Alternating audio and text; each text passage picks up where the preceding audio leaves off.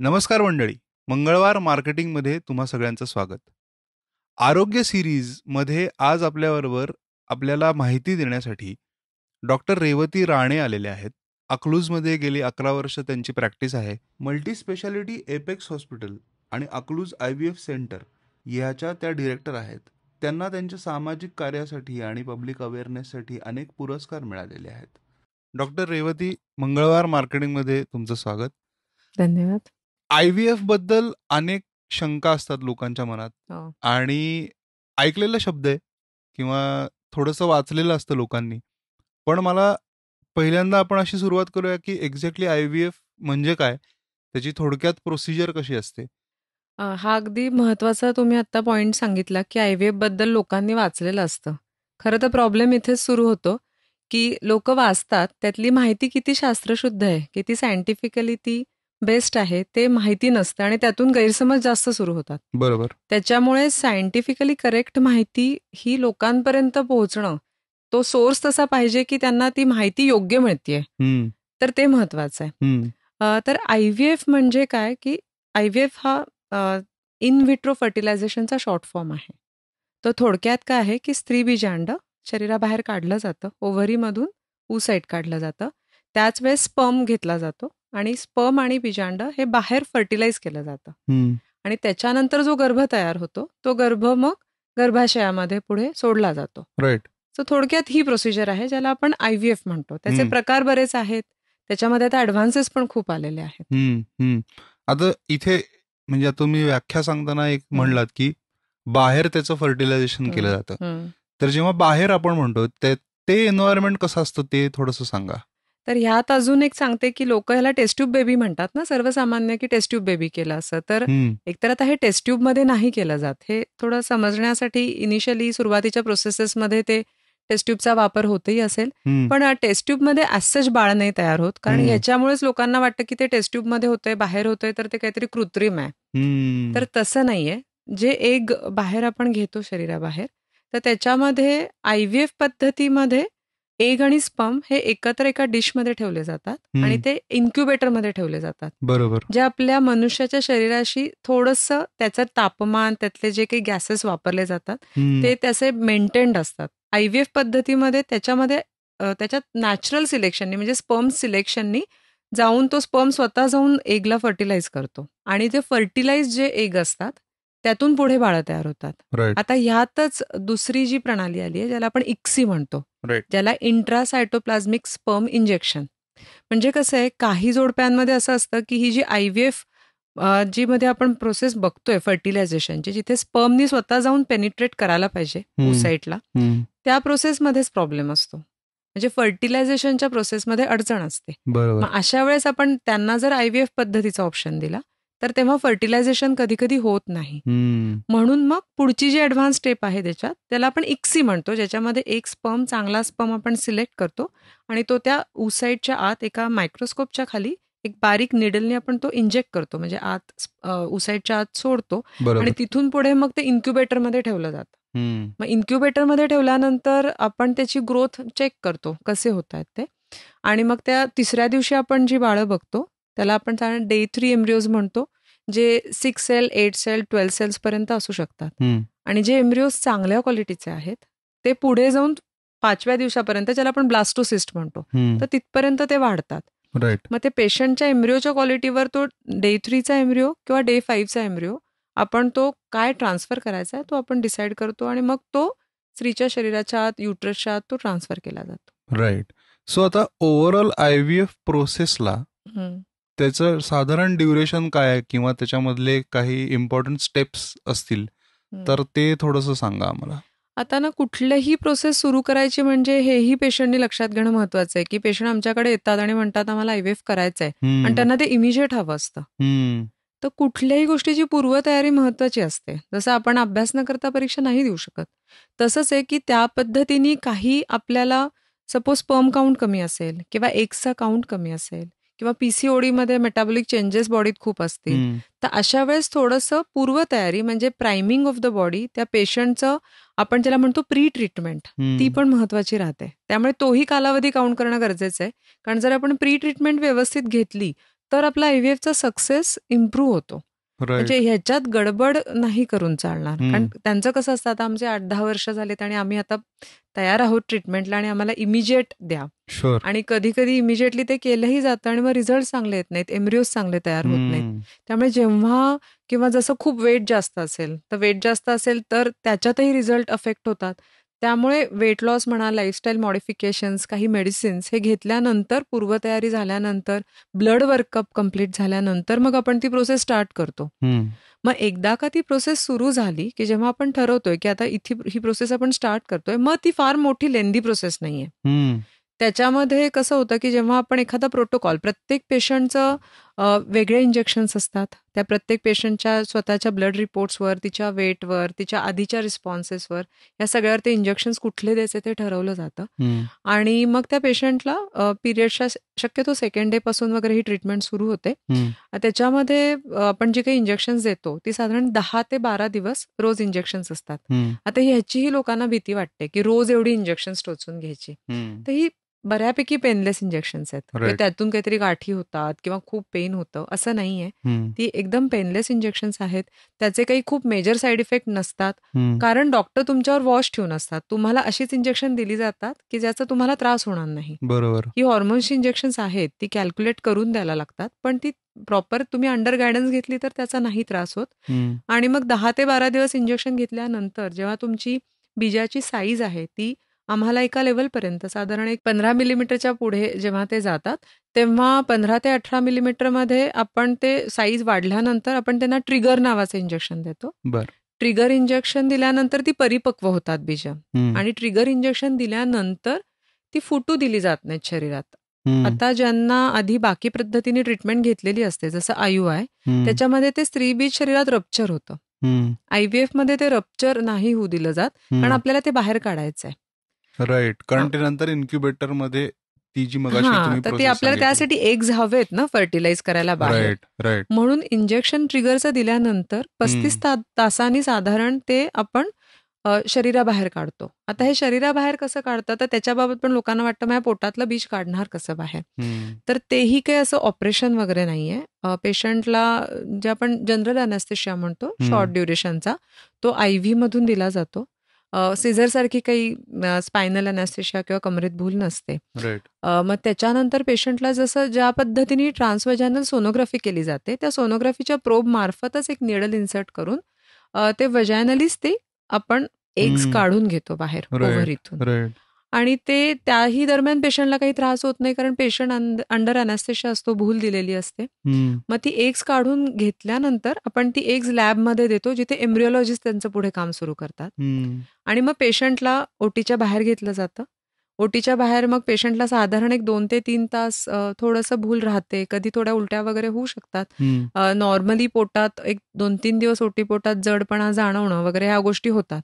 पण same day पेशंटला discharge मिळतो, म्हणजे त्यासाठी कुठे ऍडमिट राहायची गरज नाहीये. बरोबर. आणि इव्हन म्हणजे खूप जास्त आपण कामाला जात असो, तो खूप जास्त सुट्टी टाकायची वगैरे पण गरज नाहीये, कारण 1-2 दिवसात वगैरे तुम्ही रिझ्यूम करू शकता.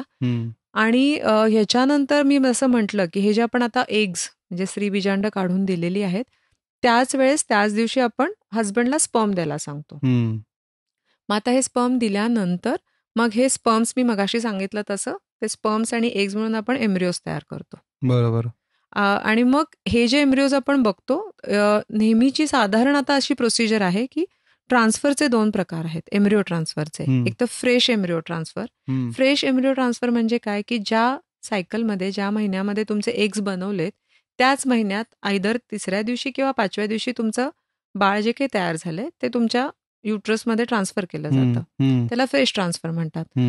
तुमचे हॉर्मोन लेवल अगदी व्यवस्थित असेल, एंडोमेट्रियमचं लायनिंग चांगलं असेल, बाकी तुमचं जर खूप जास्त प्रमाणात अंडी नसतील तयार झालेली, किंवा तुमच्या युट्रसला सूज नसेल, बाकी काही प्रॉब्लेम नसतील, तर फ्रेश एम्ब्रिओ ट्रान्सफर पण करता येते. पण बऱ्याचदा हॉर्मोन्स ह्याच्यामध्ये थोडेसे वर खाली होतात, किंवा बाकी पण पेशंटला फॅक्टर असतात, जसं की एंडोमेट्रियमचं लायनिंग नसतं तयार झालेलं, काहींना ॲडेनोमायोसिस म्हणून पिशवीला सूज असते, किंवा फायब्रॉइड्स असतात. अशा वेळेस मग आपल्याला त्याच्यावर आधी काम करायला लागतं. म्हणून मग ते एम्ब्रिओज फ्रीज केले जातात आणि फ्रोझन एम्ब्रिओ ट्रान्सफर होते. ती साधारण 1 महिन्याच्या गॅपनी होते. तर ही साधारण अशी प्रोसिजर आहे. राईट. सो आता ह्याच्यामध्ये सायकल्स असा एक शब्द तुम्ही मगाशी वापरला, तर जनरली काय बघितलं गेलंय की किती सायकल्स लागतात, किंवा तुम्ही अजून एक शब्द वापरलात, आय थिंक त्याच्यावरती लोकांना प्रश्न असतील की सक्सेस रेट असतो किंवा सक्सेस सायकल्स असतात, तर त्याविषयी पण थोडंसं तुम्ही सांगा. सायकल म्हणजे आपण जी एक प्रोसिजर करतो त्याला आपण एक IVF सायकल म्हणतो. राईट. तर ह्याच्यात कसं आहे की जगाच्या पाठीवर जे काही स्टॅटिस्टिक्स असतात, तर जगाच्या पाठीवर IVFचा जर आपण सरासरी सक्सेस रेट बघितला तर तो अराउंड 50% आहे. 50 to 60%. कारण ह्याच्यामध्ये सगळ्या प्रकारची लोक असतात, सगळ्या प्रकारचे पेशंट असतात. याच्यामध्ये खूप फॅक्टर्स आहेत जे पेशंट फॅक्टर्स असतात.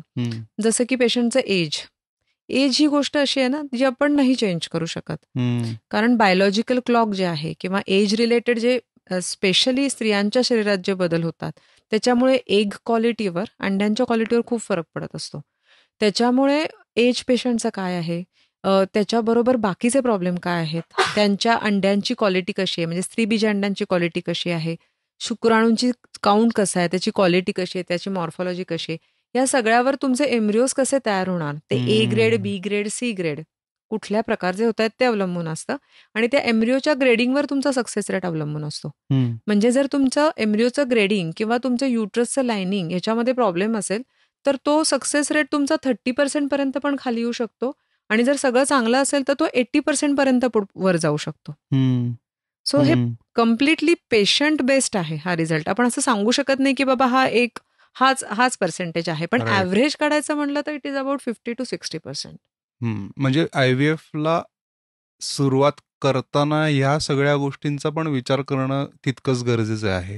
पुरुष आणि स्त्री या दोघांची पूर्वतयारी किंवा प्री टेस्ट ज्याला आपण म्हणतो, प्रोसिजर करायच्या आधी, तर त्याविषयी थोडंसं सांगा, किंवा काय काळजी घेतली पाहिजे याविषयी थोडंसं सांगा आम्हाला. मी आता मगाशी प्री ट्रीटमेंट बद्दल सांगितलं की ती इम्पॉर्टंट आहे. ती पण पेशंट बेस्ड आहे, म्हणजे प्रत्येकाला सेमच प्री ट्रीटमेंट लागते असं नाही. तर ती पेशंटच्या अनुषंगाने आम्ही सांगतो. सगळ्यात पहिल्यांदा टेस्ट करून घेणं गरजेचं आहे, ज्याच्यामध्ये आपण रुटीन ज्या टेस्ट करतो जसं haemoglobin, sugars, creatinine, viral markers हे आपण करतो. स्त्रियांमध्ये AMH नावाची एक टेस्ट केली जाते, त्याला अँटी मुलेरियन हॉर्मोन म्हणतात, ज्यांनी आपल्याला स्त्रियांचं साधारण स्त्रीबीजाचा काउंट किती आहे ते कळतं. कारण जसं सीमेनना स्पर्म काउंट हा इझिली आपण मेजर करू शकतो, तसं आपल्याला स्त्रियांची अंड्यांची कपॅसिटी मेजर करायला दोनच गोष्टी आहेत. एक तर आपण सोनोग्राफी केल्यावर अँट्रल फॉलिक्युलर काउंट AFC जे डॉक्टर तुम्हाला सांगतात की तुमच्या शरीरात इतकी अंडी मला आता सोनोग्राफीत दिसत आहेत, आणि दुसरा जो त्याला त्याच्याबरोबर एक आपण म्हणतो की सपोर्टिव्ह एव्हिडन्स किंवा सपोर्टिव्ह टेस्ट जी आहे त्याला आपण AMH म्हणतो. AMH ची व्हॅल्यू ही साधारण 2 ते 5च्या दरम्यान नॉर्मल पकडली जाते. जेव्हा 2 पेक्षा कमी असेल तेव्हा ती व्हॅल्यू आम्ही लोअर साईडला आहे असं सांगतो, आणि जर ती 5 पेक्षा जास्त असेल तर मग ते PCODच्या पेशंट्समध्ये असतं. म्हणजे ती जास्त व्हॅल्यू आणि कमी व्हॅल्यू दोन्हीनी प्रॉब्लेम येतो.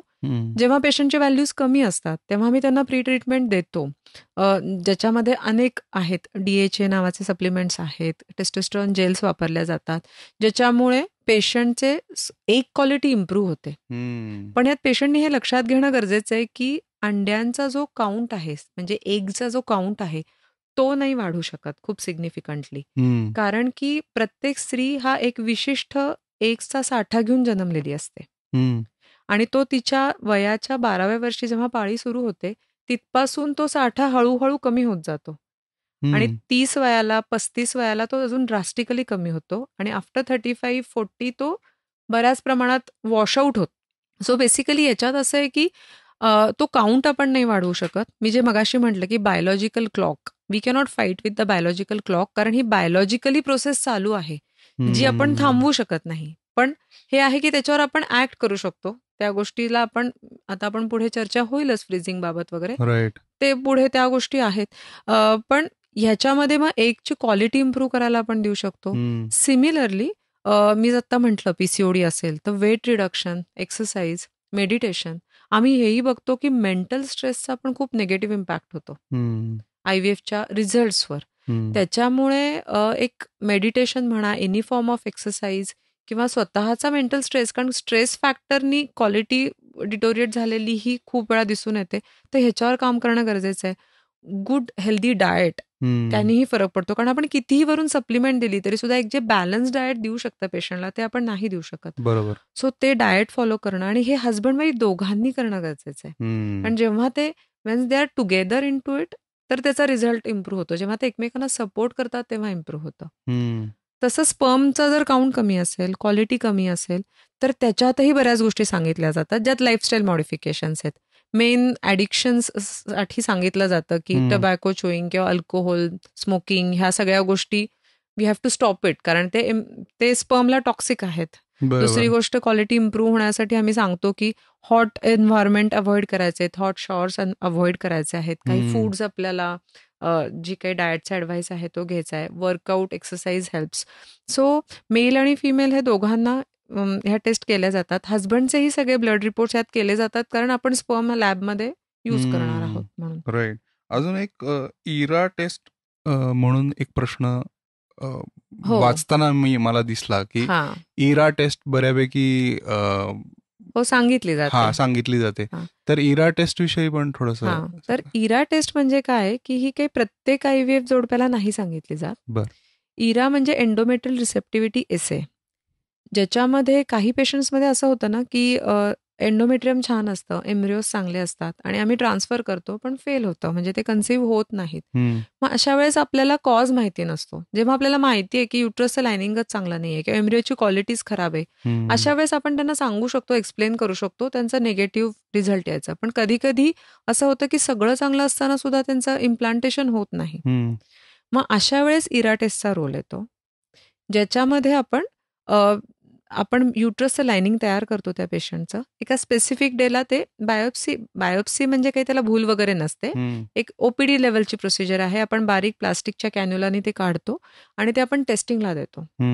त्याच्यामध्ये आपल्याला एक्झॅक्टली डेज विथ टाइम कळतं की आपल्याला त्या पेशंटमध्ये इम्प्लांटेशन म्हणजे गर्भधारणा युट्रसमध्ये व्हायचं टायमिंग काय आहे. प्रोजेस्ट्रॉन नावाचं हॉर्मोन बॉडीत दिल्यानंतर त्याचं टायमिंग साधारण पेशंटचं सेम असतं सगळ्या, पण काहींची ती इम्प्लांटेशन विंडो ज्याच्यात ते गर्भधारणा होते त्याचं टायमिंग एक 3-4 तासांनी कमी जास्त असू शकतं. तर आपल्याला ते फॉलो करायला लागतं कारण मग आपण जर रुटीन पेशंटप्रमाणे त्यांना ट्रान्सफर करत असू तर त्यांचं तर अस्तर ते गर्भ कॅच करत नाही किंवा त्याच्यात तो इम्प्लांट होत नाही. मग त्याच्यासाठी आपल्याला एक्झॅक्ट आवर्स ऑफ ट्रान्सफर करायला ती टेस्ट आपल्याला फायद्याची ठरते. मला आता प्रश्न अशा दिशेला न्यायचा आहे की अकलूज फर्टिलिटी क्लिनिक किंवा अकलूज फर्टिलिटी सेंटर सुरू होऊन आता 5 वर्ष झालेली आहे. तर हे असं सेंटर उभं करणं, हे याच्या मागची जर्नी थोडीशी आम्हाला ऐकायला आवडेल. आता यात असं आहे ना की जेव्हा मी 2012 साली प्रॅक्टिस सुरू केली, खरं तर म्हणजे आमचं जे बेसिक ट्रेनिंग झालेलं असतं ज्याच्यात रुटीन डिलिव्हरीज, हॅरिस ऑब्स्टेटिक म्हणजे ऑब्स्टेटिक गायनॅक ट्रेनिंग, त्याच्यानंतर मी ऑलरेडी स्पेशलाइज ट्रेनिंग घेतलं होतं कारण तेव्हापासून मनात होतं की IVF सेंटर सुरू करायचंय. सुरुवात करताना त्या भागातली गरज आणि पेशंटच्या जी काही गरज होती त्याच्या अनुषंगाने हायरिस ऑब्स्टेटिक आधी सुरू केलं कारण आमच्या भागामध्ये सिव्हिल हॉस्पिटल्स खूप जवळ नाही आहेत आणि जे हायरिस प्रेग्नन्सीज असतात त्यांना ट्रीटमेंट प्रायमरी लेवलला आधी देणं करणं, तो सेटअप उभं करणं गरजेचं होतं. त्यामुळे आधी त्याच्यावर फोकस केला आणि एकीकडे IVFचं अपडेट करणं, IUI पर्यंत ही ट्रीटमेंट चालू होती. त्या भागामध्ये त्या काळात जेव्हा 6 वर्षापूर्वी आम्ही सेटअप सुरू केला तिथे जवळजवळ 100 किलोमीटरमध्ये कुठलं ॲडव्हान्स सेंटर नव्हतं रन होत.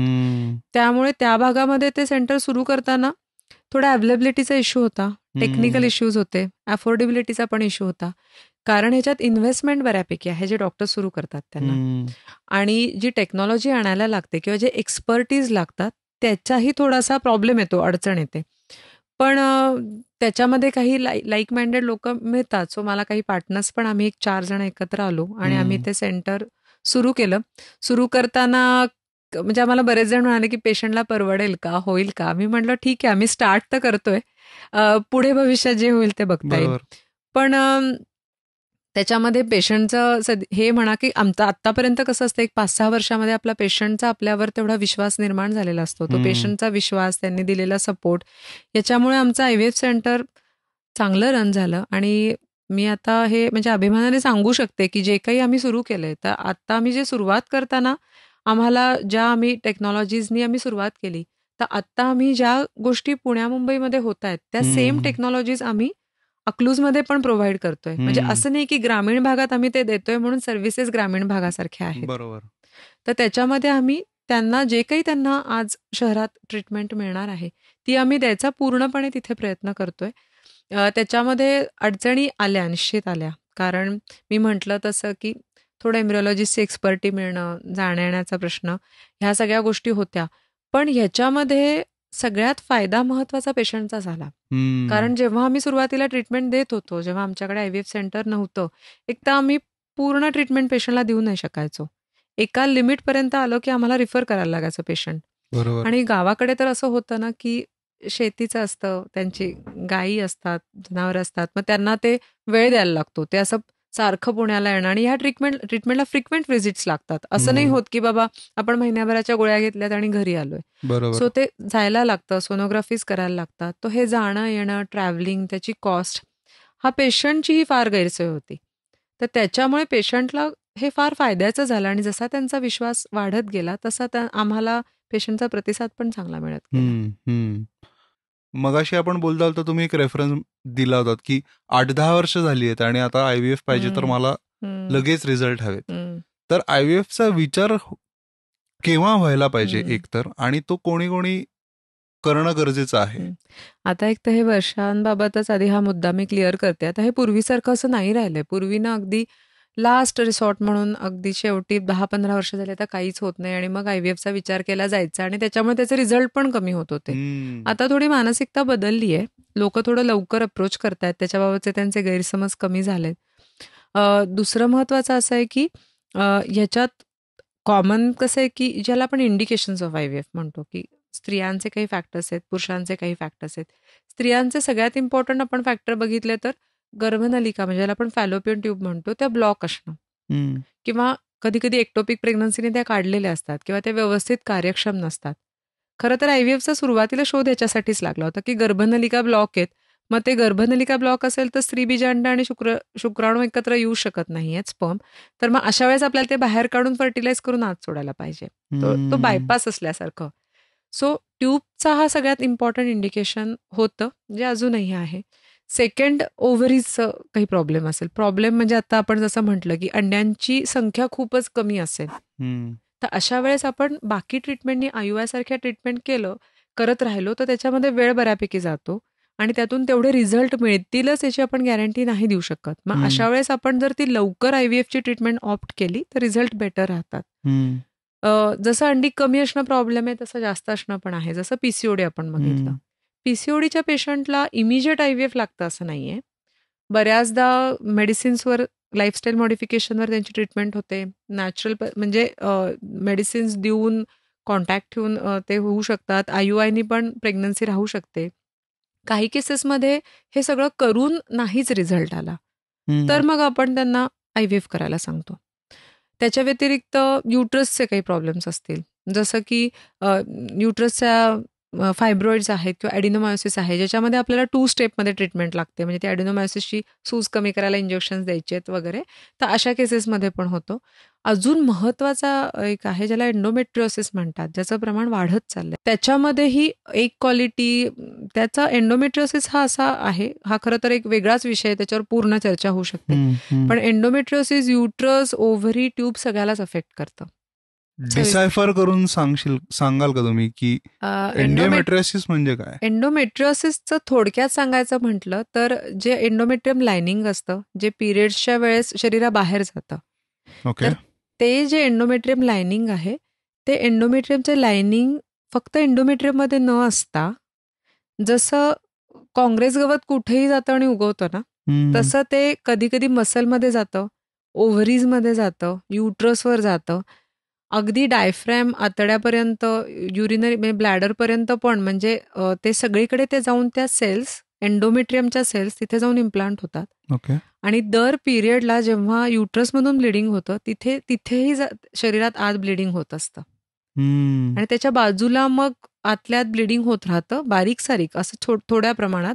त्याच्यामुळे त्याच्या बाजूला सूज येणं, तिथे मग ॲडिजन्स तयार होणं, त्याच्यामुळे ब्लॉकेज होणं, या गोष्टी होतात. त्याच्यात थेरीज खूप आहेत, त्याची ट्रीटमेंट पण मी म्हणलं तसं वेगळी आहे.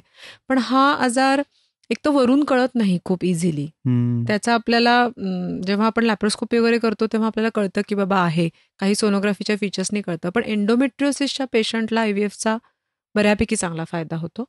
आणि अनएक्सप्लेन इन्फर्टिलिटी म्हणजे ज्याच्यामध्ये काहीच कारण सापडत नाहीये, सगळं नॉर्मल आहे, पिरियड्स नॉर्मल आहेत, स्पर्म काउंट नॉर्मल आहे, ट्यूब्स ओपन आहेत, एव्हरीथिंग इज नॉर्मल, पण आम्हाला प्रेग्नन्सी राहत नाहीये. तेव्हा सेल्युलर लेवलला प्रॉब्लेम असतात, तिथे फर्टिलायझेशनला प्रॉब्लेम असतात, काही एन्झाईम डिफेक्ट असतात, कुठेतरी प्रॉब्लेम. शेवटी कसं आहे, हे सायन्स आहे, एक्सप्लेनेशन तर सगळ्याला आहे, आपण त्याला अनएक्सप्लेन म्हणतो कारण आपल्याला वरून ते एक्सप्लेनेशन दिसत नाहीये. पण अशा पेशंट्सला ही सगळं करून जर शेवटी नसेल राहत तर मग आपण त्यांना आयव्हीएफचा सल्ला देतो.